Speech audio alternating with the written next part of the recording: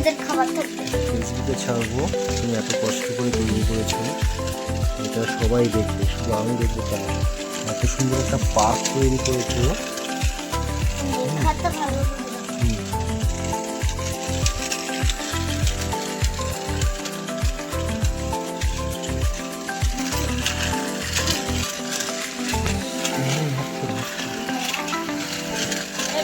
হ্যাঁ এটা বসতে হবে।